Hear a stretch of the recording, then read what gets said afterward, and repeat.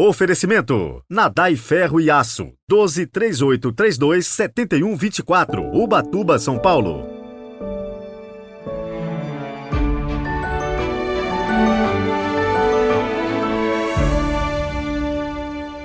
Olá, sejam muito bem-vindos a este sábado 21 de janeiro de 2023.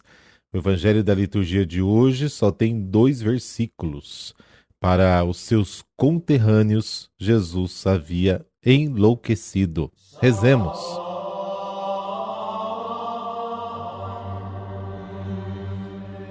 Pelo sinal da Santa Cruz, livrai-nos Deus, nosso Senhor, dos nossos inimigos.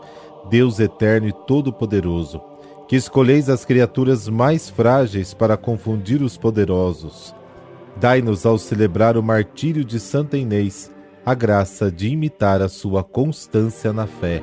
Amém.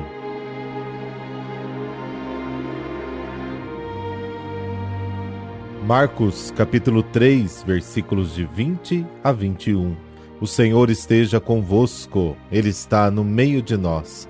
Proclamação do Evangelho de Jesus Cristo segundo Marcos. Glória a vós, Senhor.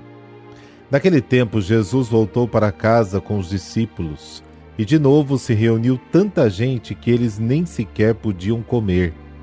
Quando souberam disso, os parentes de Jesus saíram para agarrá-lo, porque diziam que estava fora de si.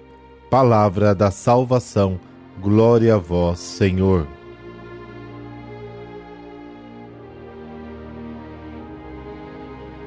A esta altura, o Evangelho começa a apresentar as primeiras respostas dos homens ao problema fundamental: quem é Jesus? A primeira é dos parentes de Jesus, que diziam: ele está louco. Eles o consideravam, portanto, um maluco, um sem noção, alguém que faz passar vergonha a toda a família. O melhor é pegá-lo e trancá-lo. Este texto nos revela o modo de pensar dos homens, que carecem de qualquer compreensão das exigências absolutas de Deus. Não entendem que um homem pode estar completamente absorvido por Deus e dedicar-se completamente ao seu serviço. Tal cegueira é sempre um perigo para parentes e familiares de homens a quem Deus chama para um determinado serviço. E é uma advertência contra pensamentos meramente naturais e preocupações mundanas sobre o bom nome, a saúde, os negócios. Jesus está fora dessas categorias e também permite que seus discípulos entrem no serviço pleno de Deus. Mais tarde, seus parentes retornarão, lá no capítulo 3 de Marcos. E o retorno de Jesus à sua pátria deixará clara a mesma recusa em acreditar nele. Marcos capítulo 6. Segundo os seus, você pode ver, por exemplo, Pedro em Marcos capítulo 8, Jesus deveria ter um pouco mais de bom senso. Deveria investir melhor suas qualidades para ter mais poder e valer mais. Segundo os seus parentes, estes são os meios úteis para o triunfo do bem, para tirar o poder dos maus, para orientar tudo para um bom propósito e, sobretudo, para a glória de Deus. Mas, em vez disso, Jesus acolhe os pecadores e se coloca como advogado dos mais simples e mais fracos. Ele está louco. Para nós que trocamos a inteligência pela astúcia, sábio é aquele que busca seu próprio lucro e vantagem e não o bem e a verdade. Esse bom senso, entre aspas, humano, enganou os parentes de Jesus, enganará Judas e muitos outros depois dele.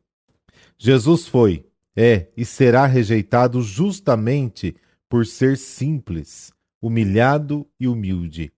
Mas esta loucura dele é a sabedoria de Deus. Cristo, o poder de Deus e a sabedoria de Deus. Porque a loucura de Deus é mais sábia do que os homens e a fraqueza de Deus é mais forte do que todos. 1 Coríntios capítulo 1. Permanecer com Jesus exige uma mudança do pensamento humano para um pensamento divino. Sem esta conversão radical da mente e do coração, permanecemos fora da sua família, mesmo que pareçamos amá-lo.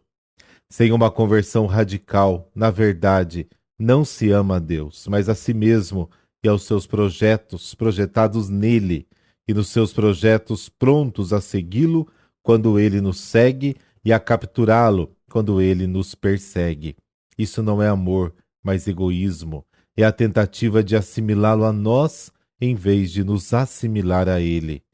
Mesmo na oração, existe a tentação constante de pedir a Deus que faça a nossa vontade em vez da dele. E claro, sempre para, entre aspas, um bom propósito.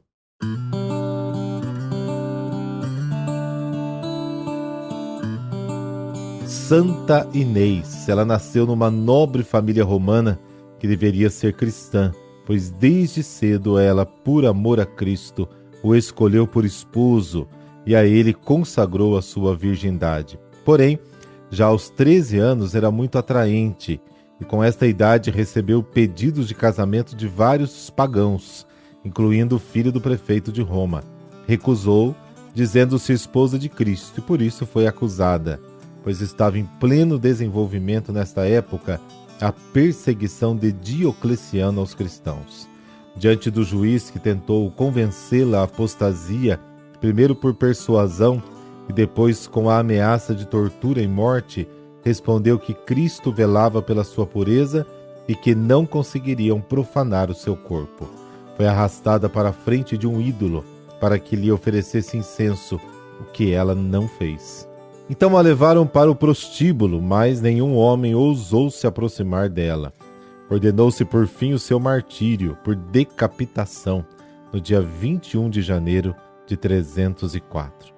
Nesse dia da sua festa são abençoados 2 cordeirinhos na Basílica Romana que levam o seu nome como símbolos da inocência, e da lã deles são confeccionados os palhos que o Papa dá aos arcebispos. Deus de pureza, concedei-nos desposar a inocência e a castidade do corpo e da alma, a exemplo e pela intercessão de Santa Inês, para que possamos manter a juventude de espírito necessária às bodas definitivas com a vossa santidade na vida da Trindade eterna. Amém.